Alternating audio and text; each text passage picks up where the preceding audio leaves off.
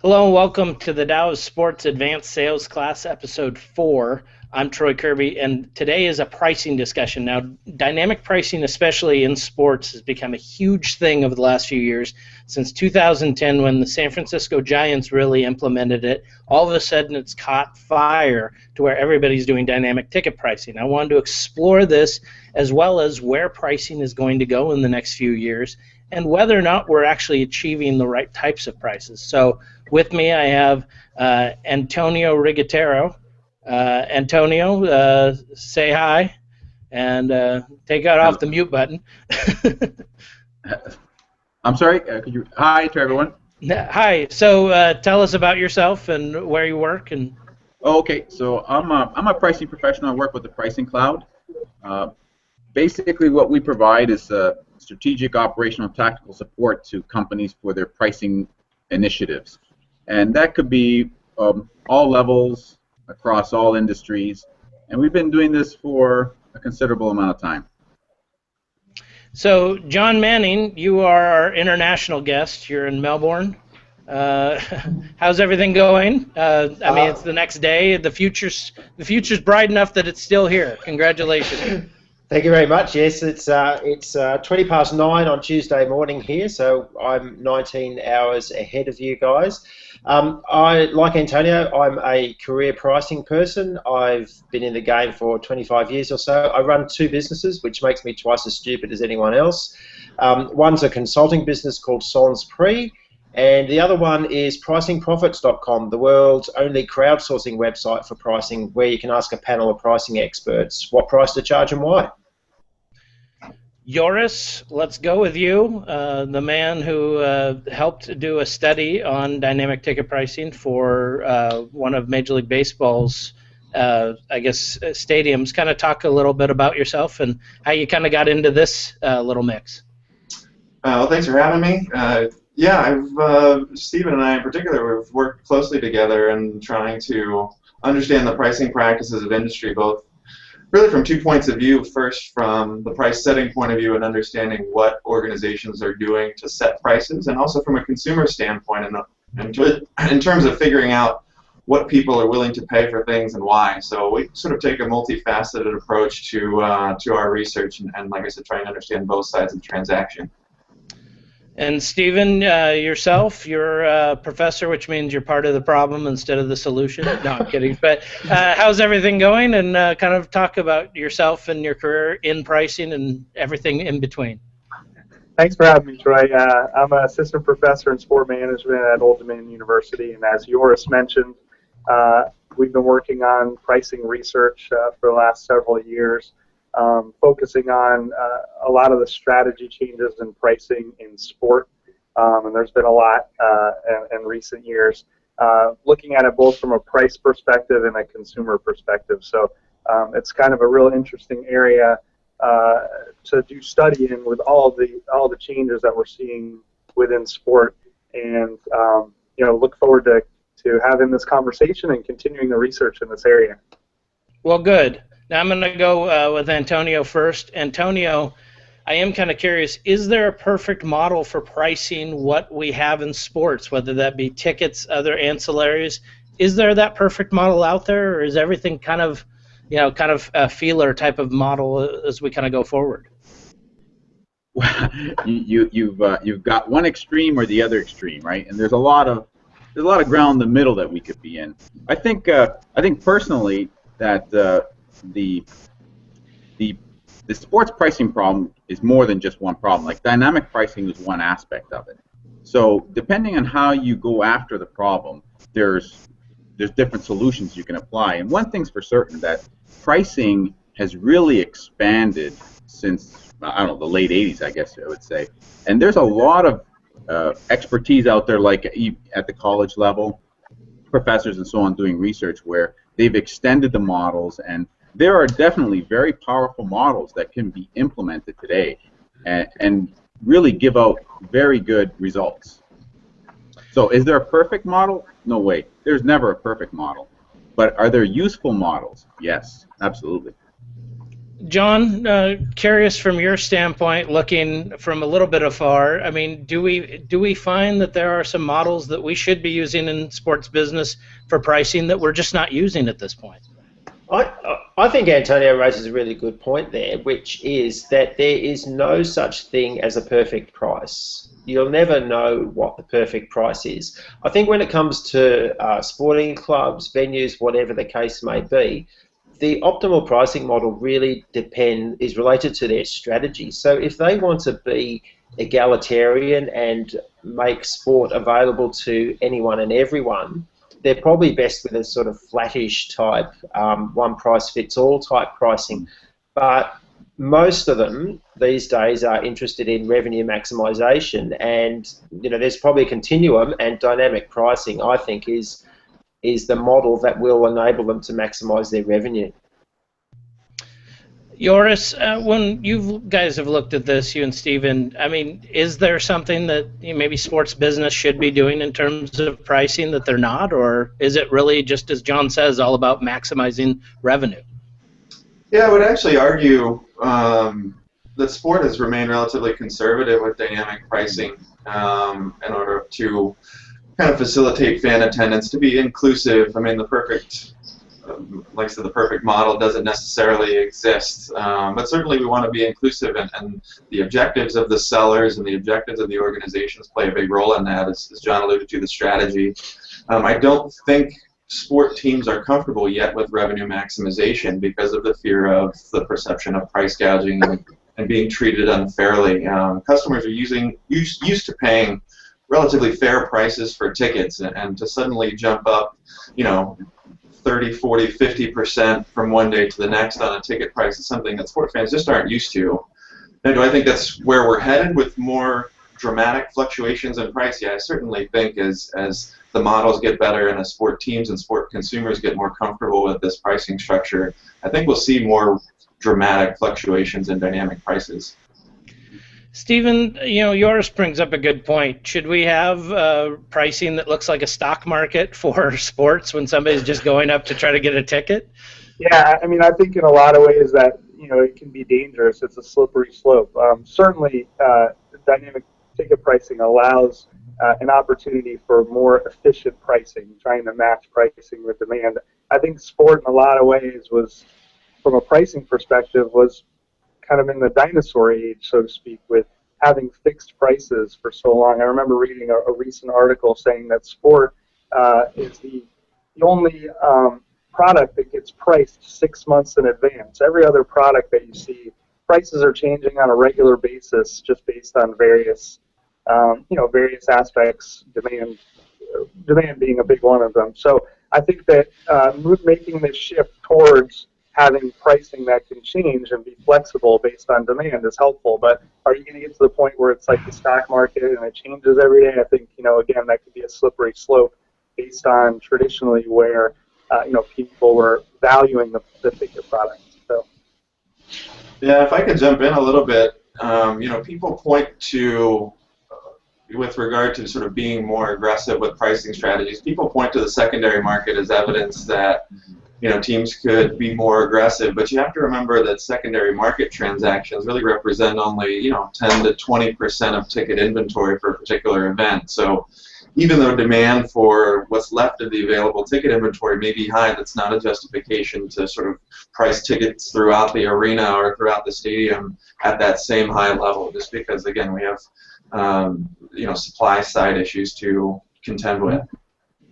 Jon, Joris brings up a good point about, really looking at whether it be the secondary market or demand in general. Do we really understand, in whether it be ticket pricing or in general, what demand sometimes is when you also have a secondary market which is large enough to almost buy into the primary and cause some of the demand to rise on the primary market side? That's a really good question. I often get asked questions about how do you measure demand, how do you measure price elasticity, and I always go back to a quote from Scott McNally, who was the CEO of Sun Microsystems, where he said, in the entire history of Sun, we have never known what elasticity is and what demand is and what the perfect prices are for our products. And I think you know, a lot of businesses, you know, corporate world, sporting clubs are probably in the same boat. That they actually don't know what demand is. You know, if you've got a full stadium, how do you know how many people have been turned away to actually work out what the entire demand is? So I would say that, you know, technology is starting to help us with that, but there's still a long way to go, and there may be ways that technology can't help us, but you know, with the Internet of Things and wearable technology and things like that, who knows? We may be able to measure that total demand, even those that don't get into a stadium. Antonio, that brings up a good point. Should we be measuring demand as saying, well, we've added a bobblehead night and we've added it's not going to rain tonight and it's, we're going to have like the greatest starting pitchers ever and that's what's going to drive people out? Does that even measure into demand, and can we even figure that out when we're charging for a ticket price? So with respect to that, actually, there's a lot of marketing models out there that do exactly what you're describing. So having special events, you can model those and determine if there are demand changes due to those special events. There's no question. But I think coming back to the revenue management problem, just to add a little note here is that right now, I think if you're just looking at dynamic pricing of the venue seating, and that's really what we've been talking about here only, the sports model really is very similar to the airline problem. It's a perishable asset revenue management problem. So you have these seats that once the game happens, you can't ever sell. You're not going to generate any revenue from that game. So that's the definition of perishable asset. And if you look at the airline problem, they basically have to forecast their unconstrained demand, that demand that's out there that they don't know about. They correct their demand forecasts for special events, holidays, and so on. So the type of models you're asking for, they already exist. They've been kind of vetted out in the airline space, and then from the airline space, it's moved into other verticals. I think sports pricing is right at maybe the first 5 years of the airline problem right now, and it's moving quickly. So to answer your question, yes, you can model that type of demand information, provided you have the information to model. So you need to know that you had these events. You need to know that you're capturing the data around the events. And I think on the sports side, we're limited by data right now. But isn't that, I guess I'm going to follow up with that with you, isn't that also a problem of judging from what the airline industry is doing and not taking what the airline industry has as continual problems with revenue in their ticket prices? I mean, they overbook flights. They do a lot of things that cause them customer service issues. Do we really want to go down those roads to constantly build up and generate more money for vis-a-vis demand? Okay, so there's two things there. There's one aspect of it is the modeling. The other aspect is how you strategically employ the results. So you can have, you can take the results and be more conservative in how you employ, say, the overbooking in your example. And you don't have to be in situations where your customers are unsatisfied at the end. I mean, it's not necessarily a requirement just because you're doing overbooking. Stephen, your thoughts on this? Well, I think bringing up the fact that there's parallels to the airline industry is important. In fact, a study that Joris and I did, a conceptual article, looked at what are some of those similar factors within the airline industry and sport industry that we could learn from. I do think that a big part of this, and I think it's a question you're going to allude to perhaps down the line, is the communication process between the organization that's pricing and the consumer.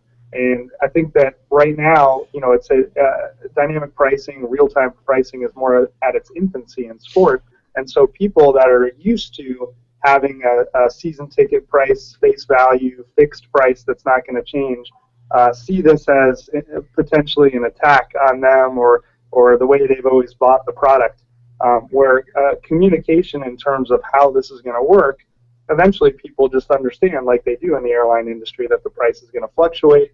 There's times where you can get a good deal But if you're going to fly in high demand dates, then you're going to pay for it. Or if you're going to wait till the last second, you're going to pay for it. And I think that's the next stage. I think in terms of the sport product and selling tickets dynamically, the communication aspect of it, I think, is important. Joris, your thoughts?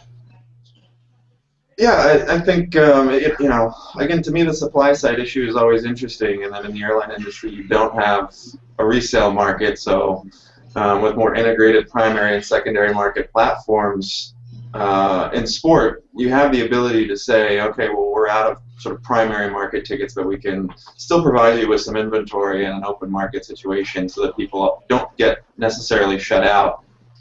From the point of view of data and modeling, I think the sport industry is unique in that, yes, there's a problem with the data, but at the same time, it's a very quantifiable industry, and that sort of firm performance variables are pretty transparent. I mean, a lot of it boils down to team performance and popularity, and some of these very simple measures that some of the other industries don't necessarily have access to. So compiling all the data and data management becomes quite a challenge.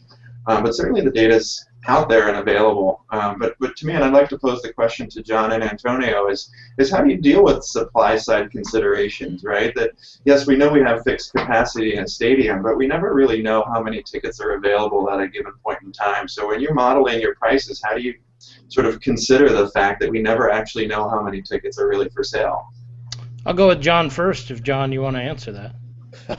I was just thinking to myself and laughing at the irony that there is so many statistics available these days on what is happening on the field, and there's considerably less statistics available on what's happening around the field, so who's in the stands and so forth.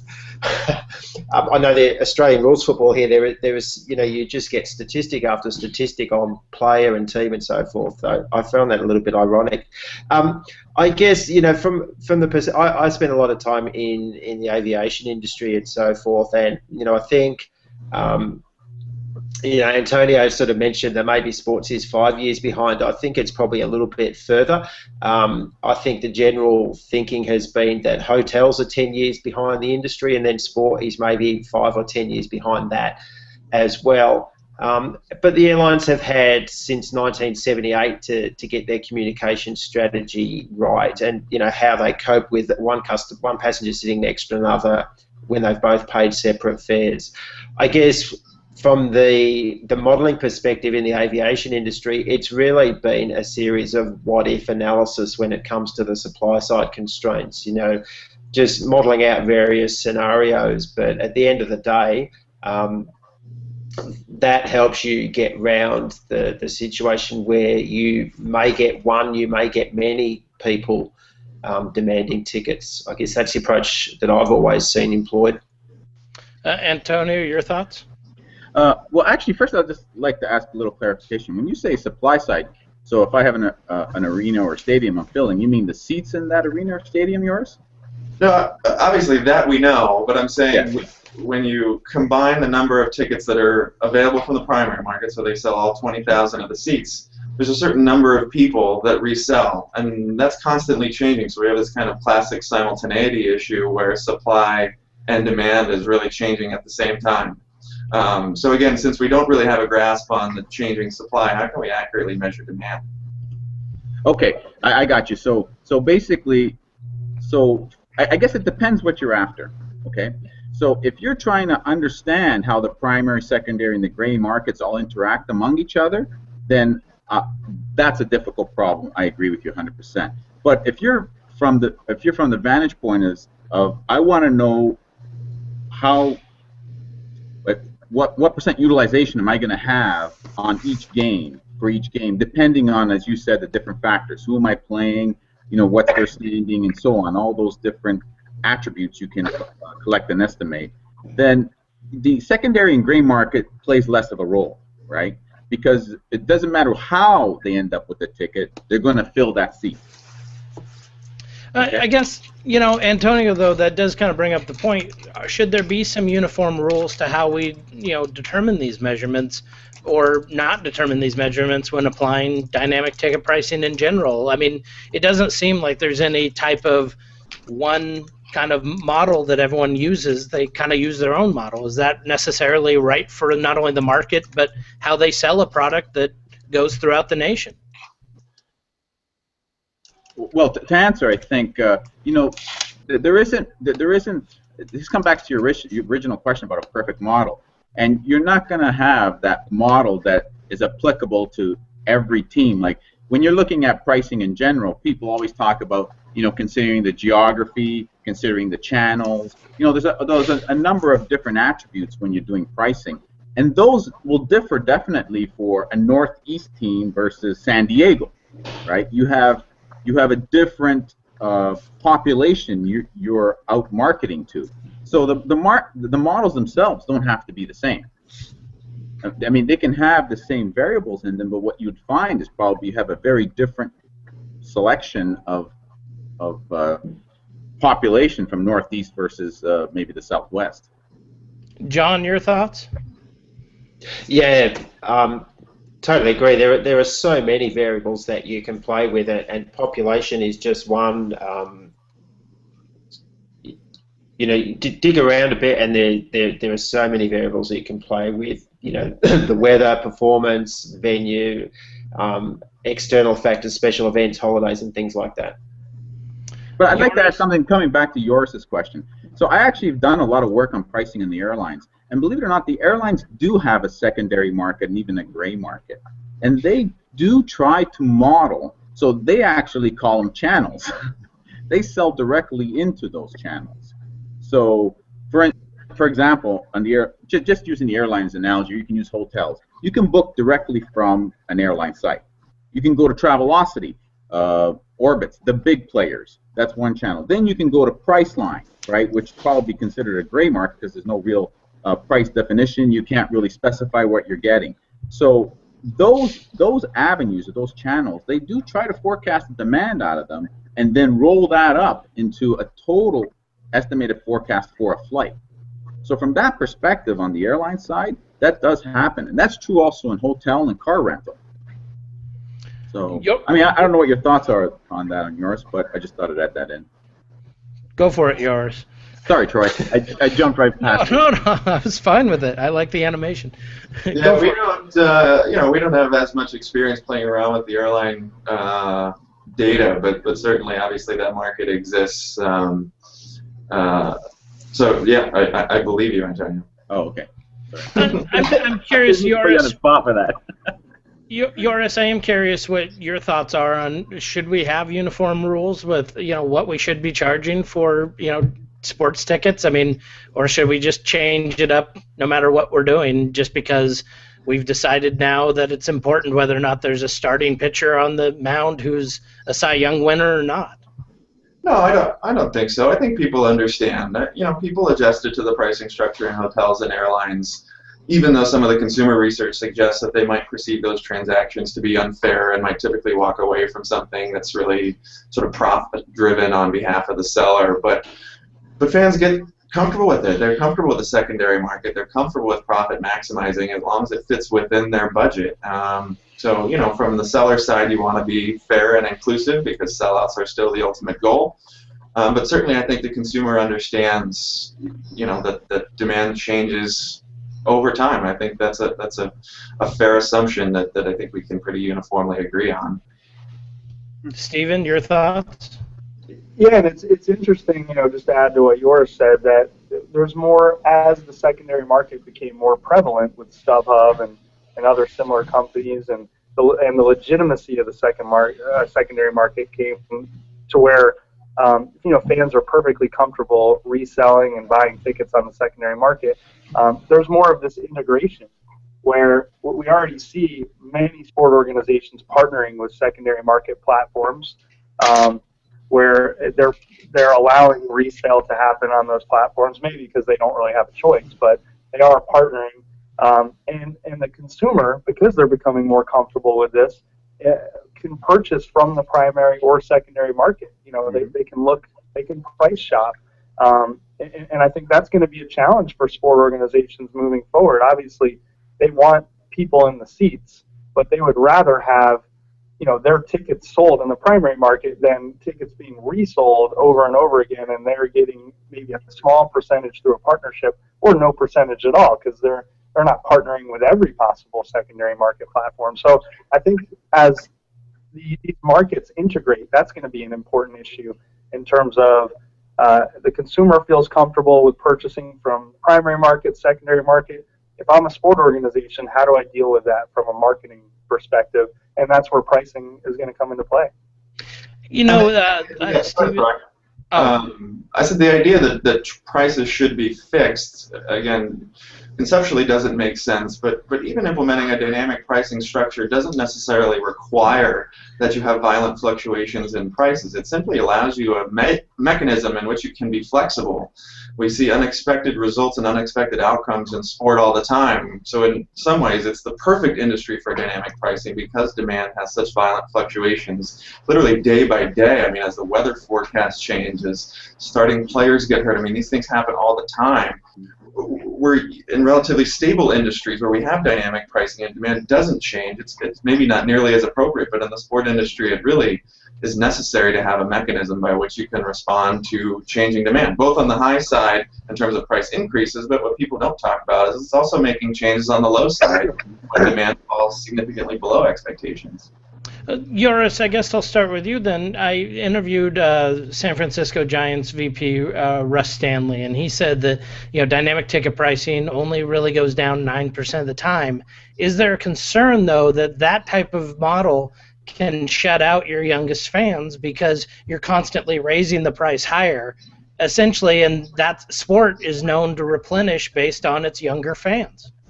Yeah, so in a way, I think the moniker dynamic pricing needs to change because it's not truly dynamic in some senses. That I think sport teams have treated dynamic pricing as let's start with the baseline price and work off of that. And certainly the baseline price that we often refer to is the season ticket holder price. So we offer a discount to our most loyal customers. Our regular customers pay a premium above that. And then we want to operate and identify opportunities to maximize revenue for specific events. But in that sense, it's not truly a really dynamic pricing strategy. It's more of again, a baseline model with charging premiums to specific events. But if you want to talk about true dynamic pricing, that's letting the market dictate what the price is, which we don't necessarily really do at this point. John, I know that, you know, you're more of the kind of 50,000 feet on this, but I mean, still, you can see that the people that buy the product the most, that might be the younger fans in the end, who become the older fans, could that possibly shut them out by going too dynamic too much? Absolutely, and my response to that would be there is no rule that says you only offer one pricing model. So there's absolutely no reason why a club or a venue can do dynamic pricing for adults and flat pricing for kids. And I remember years ago, Murrayfield, which is the rugby ground in Scotland, did exactly this for the Six Nations. They charged different prices for adults, but kids were just £3. It was a game that wasn't going to fill out. It was Scotland or Italy or something like that, and they basically ran two pricing models. And I think, you know, there's a lot of companies that think I've only got one pricing model to play with. There's no rule that says you can't do two or more. And just to add to that, I think for the World Cup coming up this summer, they're doing that where local people from Brazil are getting a different price than people that are you know, out of the country. So because they want to make sure that, you know, the local fans can be at the games, and of Absolutely. course the demand is going to be so high. So, and it's very common in the tourism industry as well. Antonio, your thoughts? Yeah, actually, so I firmly agree. In fact, I think what we found over the last couple of years I've been doing is that although we've been talking about dynamic pricing, I think Joris said it best, it's really about revenue maximization now, where we're not only considering how we set prices for the season's ticket holders, free games and so on, free tickets, but we're also looking at the type of customer that's buying those tickets. What what ancillary revenues are we getting them? What food and beverage revenues are we likely to get from them? What are they going to buy a hat, a shirt, so on? So those revenues can actually affect how you price. Not only that, when you start, folding in these marketing models on top of dynamic pricing, now you don't necessarily have to charge a price to a younger fan who's maybe more likely to buy a hat, a shirt, and a beer and a hot dog. So suddenly, a lower price offered to a younger fan will translate into more revenue on the game day. So that really is, I think, where most of our engagements have been pushing. Okay, but then I'll go to the other side where people think that deep discounts are what drive fans out or drive customers. Is that actually true, that we should just discount everything and not have dynamic pricing, but just have deep discounts for everybody? So again, you want to balance all your different, I think, all your different revenue streams, and then on top of that, you have to consider, I think, like Joris was saying, some aspects of the teams that are playing. It doesn't make any sense to discount top teams. I don't think there's a team out there that'll allow you to put a discount on a top team unless you can really quantify the value to that discount through other revenues.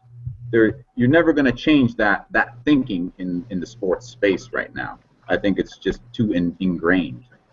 So, Jon, my question about that, though, is does that actually hurt the top games when you deep discount on some of the other ones? I mean, if we're going to look on, a different model rather than dynamic pricing, does that also hurt to where it devalues the entire product overall? No, I don't think so. You have to look at this from a long-term perspective. The airlines have taken 40 years. When American Airlines launched their Flexi Savers in 1978, and everyone thought they were starting a price war, and they didn't realize there were inventory controls around the seats available at a cheap price. You have to remember you're playing a long-term game, and I think one playing two is defensible in terms of premium pricing. Where you run into trouble is where perhaps top play bottom, and what's your pricing strategy to that. But at the end of the day, the consumer is paramount. The consumer is sovereign. You've got to keep them on side. You've got to communicate with them honestly and get your message across as to why you're doing this sort of pricing approach, which is what the airlines have worked on for 40 years, and everybody accepts different prices. They've created those fences around the fares. So I can sit next to a passenger on a flight to Sydney tomorrow, and they'll pay a much cheaper fare from me. And I can say, well, how did you get that? Well, I purchased 21 days in advance. I'm not staying a Saturday night, or I am staying a Saturday night. And you can discuss those fences and find out, well, okay, you've got a cheaper fare because you've given the airline a bit more. I haven't given them so much. I want a bit more flexibility, and that's why I paid a bit more. I get it. So the clubs can sort of foster that discussion and build those fences around their different prices, which customers accept. Joris, your thoughts on this? I mean, it boils down to marketing, right? I mean, we have to send a message, and calling it revenue maximization instead of dynamic pricing isn't a good marketing message. And at the same time, offering deep price discounts is also not a great message to send, which is why we start at a lower price and work our way up and call them premium games, right? To suggest that we're adding some sort of value to the fan for that. So really it comes down to marketing, messaging, marketing communications between the team and the fans. Stephen? And you don't want to devalue a product either. I think there has to be, obviously you don't want an empty stadium, but people are going to, when they see a particular price, that's something that sticks to them. That's an anchoring effect. So I think, you have to be careful on that side of things too, where you're saying, all right, this is a game that doesn't have a lot of demand. We'd like to get people here. Well, what's the value of the product? And if it gets devalued to the point where there's an expectation, we talk about this all the time with whether or not to give out free tickets as promotions, because you want to get people to experience the game. And I agree with that completely. Give them an experience, and then they'll come back and they'll pay for it, but within reason. If you do that too much, then there's an expectation that it's free. That's how they value the product. So I think you have to be careful on that end too. But flexibility is the key, and as Joris said, marketing to that effect. Stephen, I'll start with you on this. I've heard from a lot of VPs of sales from teams who talk about controlling the secondary market and how they're going to control the secondary market. Is that actually possible? I mean, does that even seem like credible?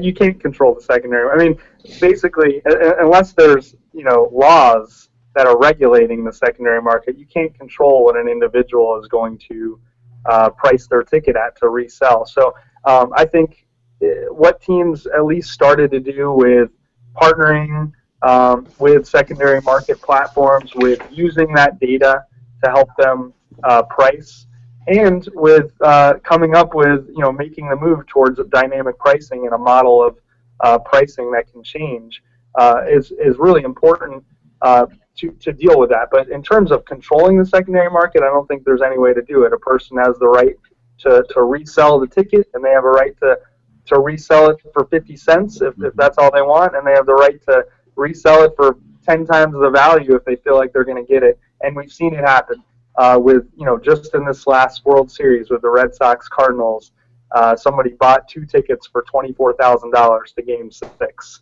So someone's willing to pay it, and it's legal to sell it that way. You're not going to be able to control it. And I think that stance changed a few years ago. I mean, that was something that up until the mid-late 90s, this whole idea was, how do we get rid of the secondary market? Every organization was trying to figure out the best strategy to get rid of the secondary market because they were damaging the value, they were selling fake tickets. And then overnight, the stance changed, and I don't know exactly when it was, but somewhere in the early mid-2000s, the stance changed, and Ticketmaster was very vocal with some of the statements they made about first trying to control it and get rid of it, and then it just seemed like one day they woke up and said, no, let's become a part of it. And I think that's really where the industry is going, is with this integrated primary, secondary. I use the analogy a lot in my classes with Amazon. So you go on Amazon and you can buy direct from the seller, from the manufacturer, or you can buy new and used from all these other sellers. Well, I think tickets are moving in that direction too, where the consumer no longer cares where they get the ticket from, because issues of ticket fraud aren't really as prevalent as they used to be, because it's become a more legitimized industry. And so I think from that perspective, I don't know that we're trying to get rid of the secondary market as much as we are trying to profit from it and understand our consumers better through the process. John, I guess. Can I actually add something to what Joris said? Stephen. I think an interesting note just to add on that is that what teams can do is through marketing. So they might not be able to, if the consumer could buy from the primary secondary market, they might not be able to prevent that. But what can they provide that a reseller can't provide? And that might be aspects of the entire experience. So they could say to us, if you buy season tickets, not only do you get tickets to the game, but we're going to have off-season opportunities to meet players and to experience other aspects of the game that aren't exactly tickets to the game. And so by creating some additional value or added value, that would be a potential way to deal with the issue of tickets being available on the secondary market. I just thought I'd add that to what Joris mentioned. Okay. John, just kind of curious what your thoughts are. I mean, is only Lex Luthor able to control the secondary market, or can we all do it too? Well, I've got a couple of things on this. So I remember when sort of StubHub first emerged, and I was watching it from down here, and it sort of did seem like the real Wild West, and a lot of question marks about legitimacy and stuff like that. But they have become sort of a legitimate player in the secondary market.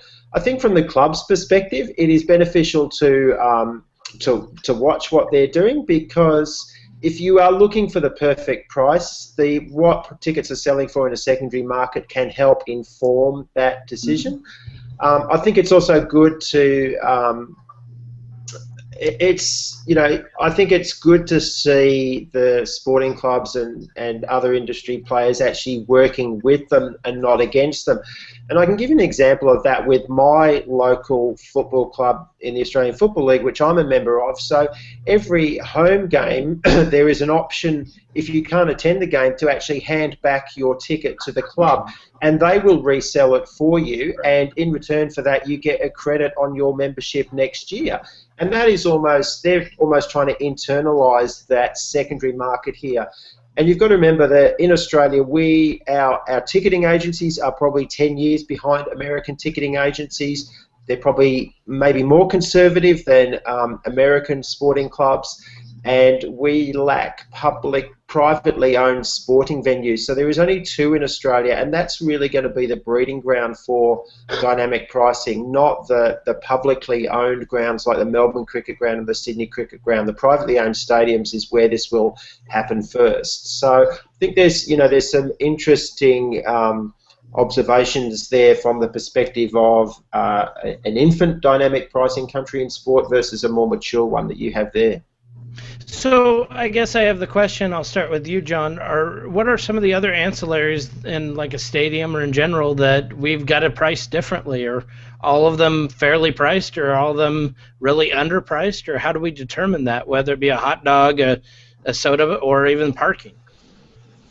Yeah, well, I think if you look at what other industries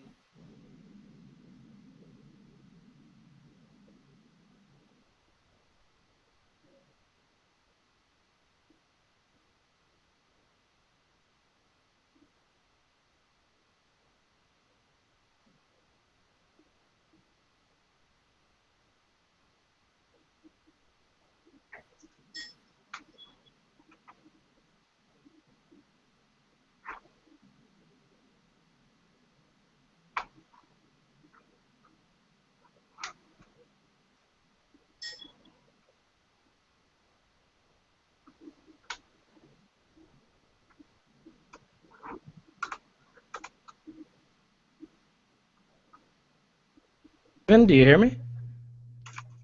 We jump back in now. All right. Yeah, I can hear you now. Okay, don't know what happened there, but okay. Sorry. Go for it, Jon. What were you saying about hot dogs and everything?